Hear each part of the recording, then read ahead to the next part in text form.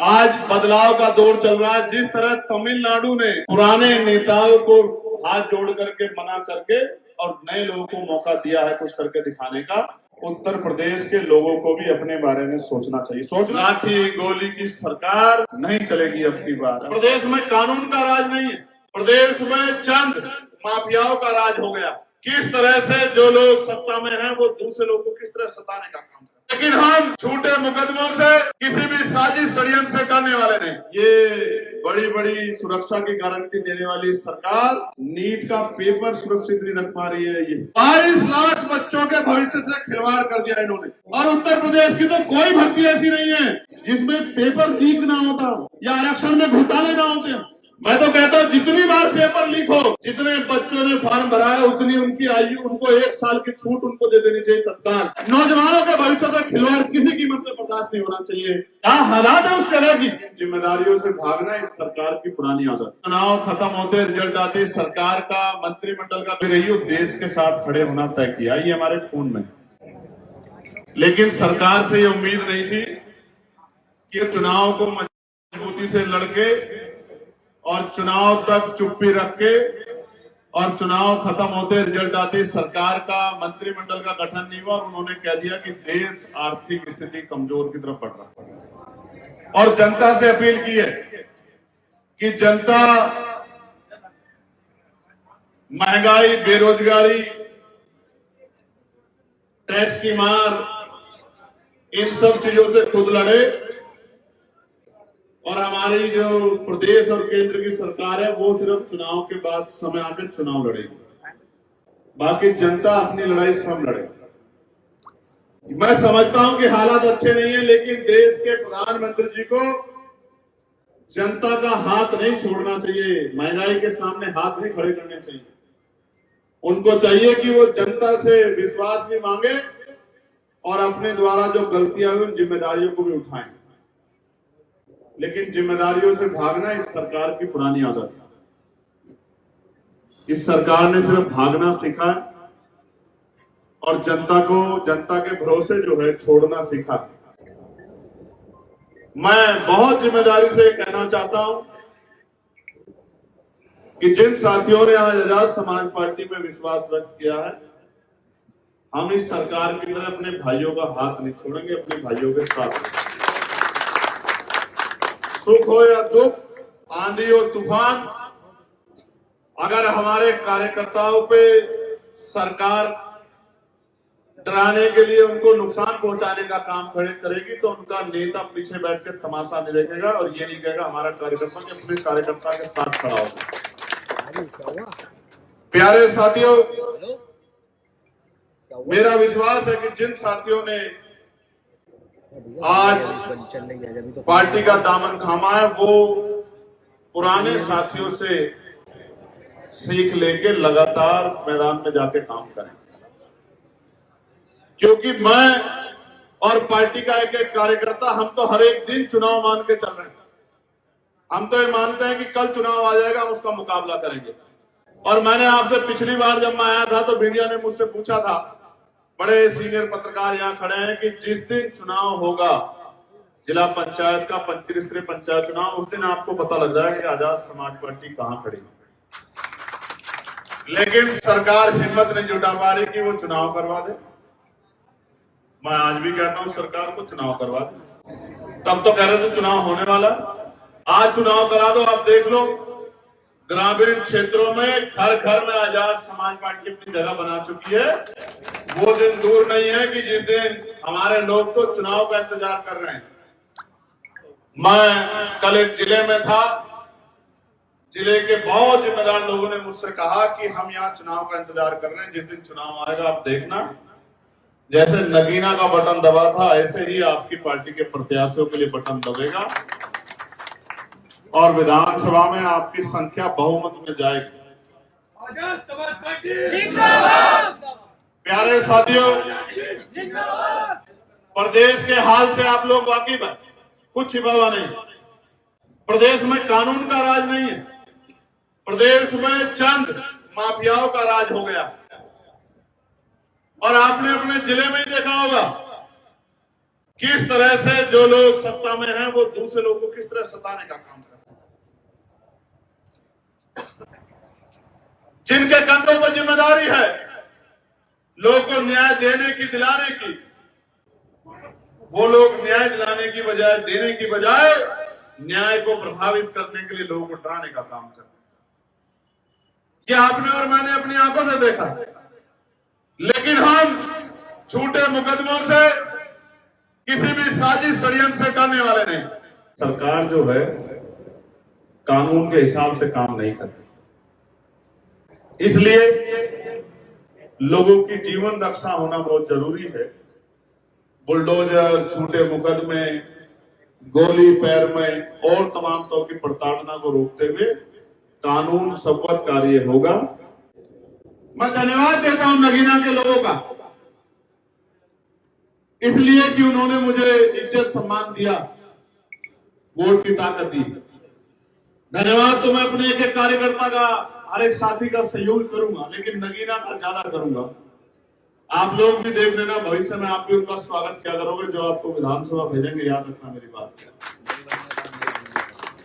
क्योंकि जो लड़ाई हम सड़क पे लड़ रहे हैं उसको, हमारी ताकत को नया स्वरूप देने की, हमारी हिम्मत को नई आवाज देने का काम अगर कोई करती है तो जनता करती है। लोकतंत्र में जनता मालिक होती है। मैं आपको विश्वास दिलाना चाहता हूं कि जनता का हित नहीं होगा, और जनता की जुड़ा हुआ, उनके घर से जुड़ा हुआ जो विषय था बिजली का, ये आप ही का चंद्रशेखर आजाद, भीम आर्मी, आजाद समाज पार्टी कार्यकर्ता था जिसने लोकसभा में सवाल पूछ के मंत्री जी से ये पूछा कि ये प्रीपेड मीटर ऑप्शनल है या रेगुलर है। उन्होंने कहा ये ऑप्शनल है। तो मैंने दोबारा पूछा कि आपकी सरकार ट्रिपल इंजन की जबरन उत्तर प्रदेश में लगा रही है। तो उन्होंने कहा कहीं कोई जबरन लगाएगा तो हम लोग उस पर कार्रवाई करेंगे। ये आप ही के संघर्ष का परिणाम है, आपकी ताकत का, आपकी मेहनत का, भीम आर्मी आजाद समाज पार्टी के साथियों, कि पूरे प्रदेश से बिजली के प्रीपेड मीटर हटने का काम हुआ और प्रीपेड मीटर पे रोक। पहले जो बिल आता था 500-700 हजार रुपए का, वो 4-5 हजार रुपए चढ़ गया था। आमदनी 8,000 रुपए और बिजली का बिल 6,000 रुपए। किस तरह से लूट रहे हो दोनों हाथों से सरकार के लोग, पूंजीपतियों को, बड़ी बड़ी कंपनियों को खुश करने के लिए। मैं आपको विश्वास दिलाता हूं, किसी के घर की रोशनी पैसे की कमी के कारण नहीं जाएगी। पुरानी व्यवस्था बिजली की लागू करेंगे, 1,000 रुपए के अंडर में ही बिजली का बिल रखेंगे, गरीबों के घर तक बिजली पहुंचाने का काम करेंगे। मैं इस बात की आपको गारंटी देता हूं। उनमें भी जो बुनकर समाज के लोग हैं, जो छोटे हाथ के दस्तकार हैं, उनको बिजली। आज बदलाव का दौर चल रहा है, आज बदलाव का दौर चल रहा है। जिस तरह तमिलनाडु ने पुराने नेताओं को हाथ जोड़ करके, मना करके और नए लोगों को मौका दिया है कुछ करके दिखाने का, उत्तर प्रदेश के लोगों को भी अपने बारे में सोचना चाहिए। सोचना चाहिए, नहीं सोचना चाहिए। और मैं आपको ऐलान से कहना चाहता हूं, इतिहास पढ़ लेना, उनकी सरकार में भी प्राइवेट स्कूलों को खूब ताकत मिली है और सरकारी स्कूलों पर डंडा चला है और डिमोशन भी बहुत बड़े पैमाने पर हुई। इसलिए मैं आपको कहना चाहता हूं, अगर आप लोग संघर्ष करने का मन बना लो, मेहनत करो। और मेरे पत्रकार बंधुओं को कहना चाहता हूं, बहुत पुराने पुराने चेहरे हैं, ये बड़ी बड़ी सुरक्षा की गारंटी देने वाली सरकार नीट का पेपर सुरक्षित नहीं रख पा रही है। ये सुरक्षित रख पा रही है क्या? नहीं रख पा रही। 22 लाख बच्चों के भविष्य से खिलवाड़ कर दिया इन्होंने। और उत्तर प्रदेश की तो कोई भर्ती ऐसी नहीं है बाबर भाई, कोई भर्ती ऐसी नहीं है नूर भाई, जिसमें पेपर लीक ना होता या आरक्षण में घोटाले ना होते हैं। एक तरफ सत्ता इनको मार रही है, कमजोर वर्गों को, दलितों, पिछड़ों, मुसलमानों को, और दूसरी तरफ विपक्ष के लोग भी बैठ के तमाशा देख रहे हैं। इसलिए हमें कमर कसनी पड़ेगी, हमें किसी के भरोसे की जरूरत नहीं, हम लोग खुद जाके मेहनत करेंगे और अपनी ताकत बढ़ाने का काम। नीट का पेपर हो, शिक्षक भर्ती घोटाला हो, कोई ऐसा पेपर नहीं जिसमें घोटाला ना होता। सरकार अपने चहीतों को नौकरियां लगा रही है और गरीब के बच्चों को मरने के लिए छोड़ रही है। मैं एक और आपको गारंटी देना चाहता हूं, अभी जो भी पेपर होता है मैं भी जब युवा अवस्था में था मैंने बहुत सारे एग्जाम भरे और चुनाव से पहले, सनुज भाई सुन रहे होंगे, चुनाव से पहले कई भर्तियों के फार्म आ जाते हैं, वो भर्तियां फिर आचार संहिता की भेंट चढ़ जाती, पूरे नहीं होती, लेकिन जो हजारों करोड़ रुपया फीस के नाम पर इकट्ठा किया जाता है, कभी उसका हिसाब नौजवानों को नहीं दिया जाता। कितनी ऐसी भर्तियां होंगी, अब चुनाव आने वाला है, देखना सरकार कहेगी हम ये भी कर रहे हैं, ये भी कर रहे हैं, ये भी भर्ती ला रहे हैं, टीचर की भी ला रहे हैं, पुलिस की भी ला रहे हैं, इसकी भी ला रहे हैं, और प्रक्रिया इतनी स्लो कर देगी कि यदि आचार संहिता लागू हो जाएगी और फिर कहेंगे कि भर्ती तो नई सरकार अगर बदल जाए, कहेंगे रुक गए, पुरानी आएगी तो कहेंगे नए सिरे शुरू करेंगे। मैं तो कहता हूं जितनी बार पेपर लीक हो, जितने बच्चों ने फॉर्म भरा है उतनी उनकी आयु, उनको 1 साल की छूट उनको दे देनी चाहिए, तत्काल उनको 1 साल की छूट दे देनी चाहिए। नौजवानों के भविष्य से खिलवाड़ किसी कीमत में बर्दाश्त नहीं होना चाहिए।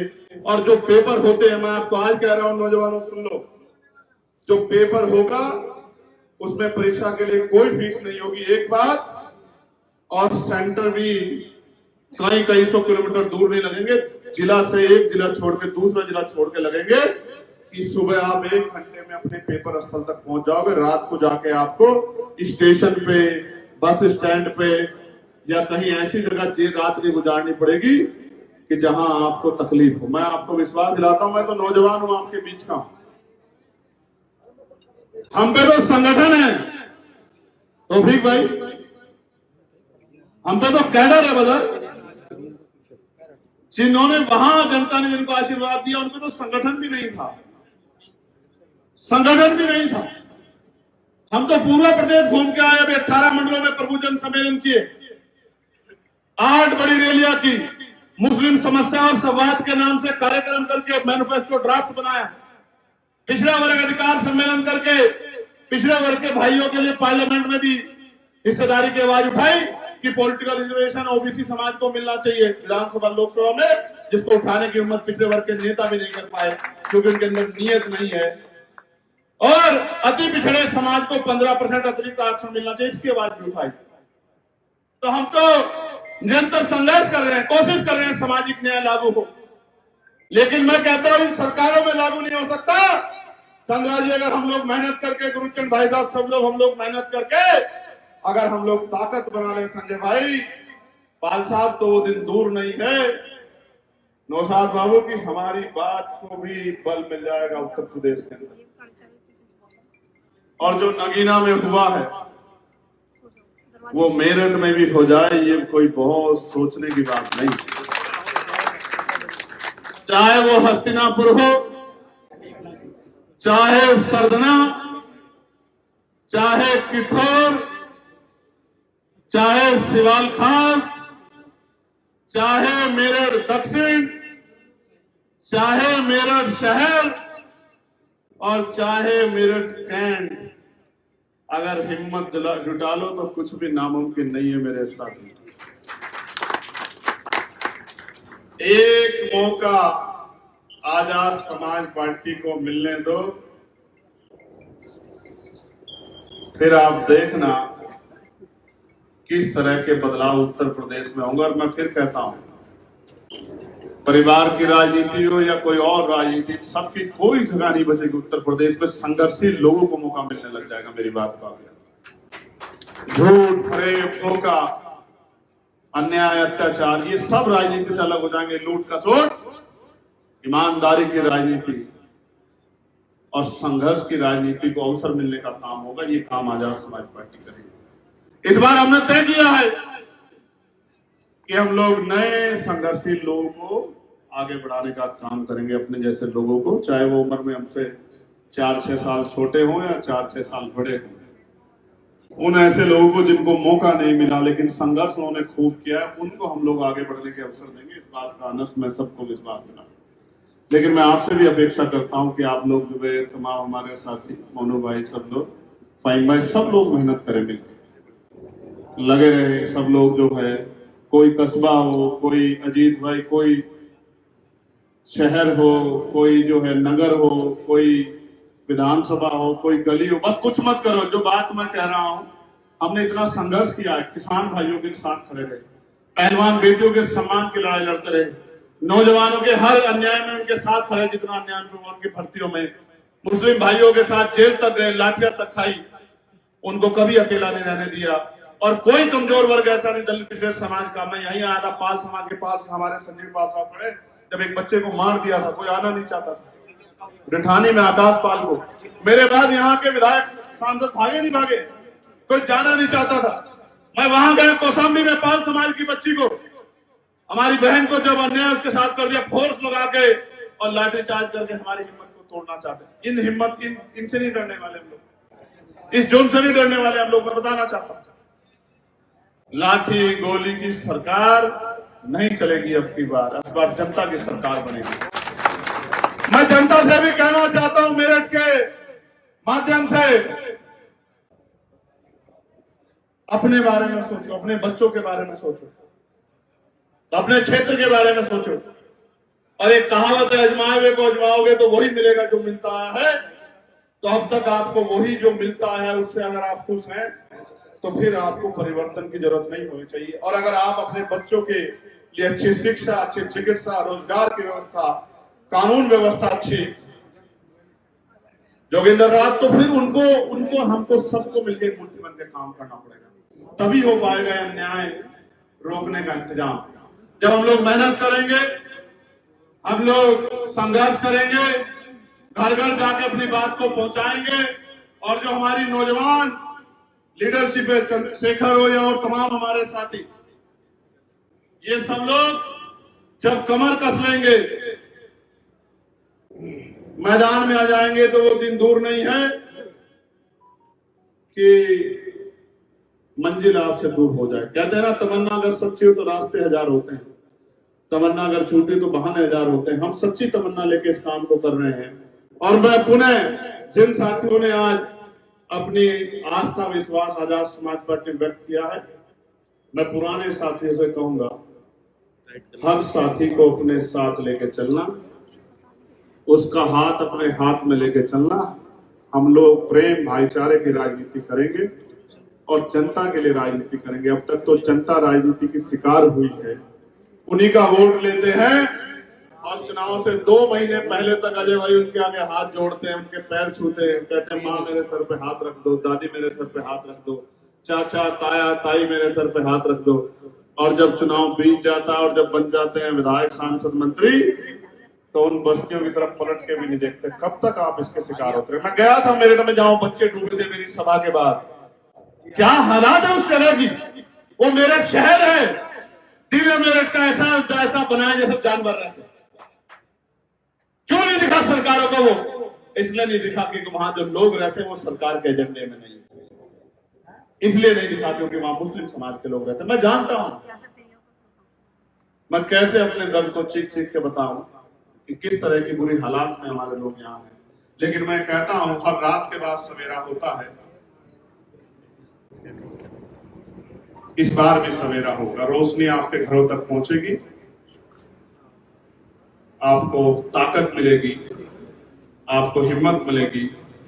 और उन लोगों को जिनको मौका नहीं मिला प्रदेश में, जिन जातियों को, जैसे हमारा जोगी समाज भी, इनकी भी एक बड़ी टीम ने आज जो है आजाद समाज पार्टी ज्वाइन। जिन जातियों को मौका नहीं मिला प्रदेश भर में, उन जातियों को भी हम लोग प्रदेश भर में मौका देंगे। अति पिछड़े मुस्लिम समाज के सब लोगों को, सबको साथ लेकर चलने का काम करेंगे। और जो बच जाएंगे उनसे कहेंगे कि वो विश्वास आजाद समाज पार्टी को मौका दे, जिससे कि अगली बार उन लोगों को भी आगे बढ़ने का मौका हो। आपने मुझे सुना, इतनी गर्मी में आप डटे बैठे रहे, मैं आपकी हिम्मत की सराहना करता हूं।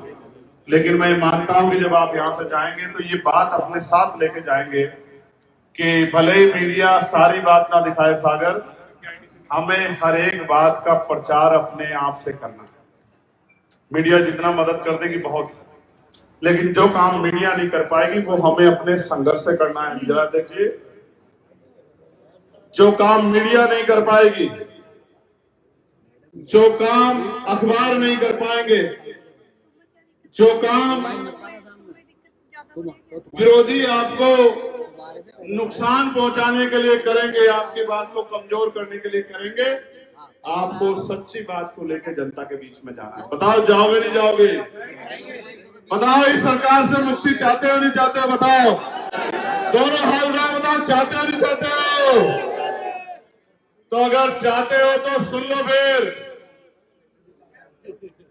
चाहते हो तो सुन लो। फिर ये जो सरकार है सनोज बाबू, ये तो उनकी भी नहीं हुई जिन्होंने वोट देके सरकार को बनाया था। सेंट्रल मार्केट के लोगों के साथ क्या किया आपको याद है नहीं याद है? किस तरह से वहां बहनें बैठ के आंदोलन कर रही थी, आपको याद है नहीं याद है? और ये हमारे कार्यालयों में भेज रहे हैं बहनों को गुमराह करके, ये कहने के लिए कि भाई वुमेन रिजर्वेशन बिल क्यों नहीं पास होने दिया। मैं कहना चाहता हूं मेरठ की धरती से, वुमेन रिजर्वेशन बिल तो 2023 में पास हो चुका है पूर्ण बहुमत से। ये सरकार उसको लागू नहीं कर रही है। हम तो वो व्यक्ति अकेले पूरी लोकसभा में जिसने कहा था कि 50% आबादी को, आधी आबादी को 50% आरक्षण मिलना चाहिए, और उसमें पिछड़ी और अति पिछड़ी और मुस्लिम समाज की बहनों को, दलित समाज की बहनों को, आदिवासी समाज की बहनों को भी मौका मिलना चाहिए। हम तो वो व्यक्ति, लेकिन ये महिलाओं को गुमराह करके हमारी बहनों को भेज रहे हैं। मेरे पास काम ज्यादा ना होता, मैं जाता उनको चाय भी पिलाता, पानी पिलाता, कोल्ड ड्रिंक भी पिलाता, मिठाई भी खिलाता, उनको गर्मी में भी नहीं बैठने देता, और उनको सच भी बताता कि किस तरह से उनकी रसोई को, उनके चूल्हे को नुकसान पहुंचाने का काम इस सरकार की नीतियों ने किया। 900 कुछ रुपए, लगभग 1000 रुपए कमर्शियल सिलेंडर में बढ़ा दिए, और कहते हैं हम महंगाई कंट्रोल करेंगे। टोल पे पैसे बढ़ा दिए, और अभी कह रहे हैं कोरोना जैसे हालात बन जाएंगे। और मैं आपको बताना चाहता हूं, जिस दिन आदरणीय प्रधानमंत्री जी ये बात कह रहे थे, उसके बाद शपथ ग्रहण समारोह में सारे मंत्री जी अपने अपने प्राइवेट जेट से जा रहे थे। जनता रोटी भी ना खाए, तेल भी त्यागे, सोना भी ना खरीदे, पानी भी ना पिए, घूमने बाहर भी ना जाए, कुछ ना करे जनता, और सरकार के मंत्री सब कुछ करेंगे। जितने में एक शहर का एक दिन का खर्च बैठता, उतने में मंत्री जी का जहाज जा रहा है, क्योंकि सारे प्रदेशों के मुख्यमंत्री को बुला के शपथ ग्रहण कराना। आप समझो क्या कहते हैं और क्या करते हैं, आप महसूस करके देखो। काश इनमें जरा सी सच्चाई होती तो जनता इनसे त्रस्त नहीं होती। आपने मुझे सुना, मैं आपका आभार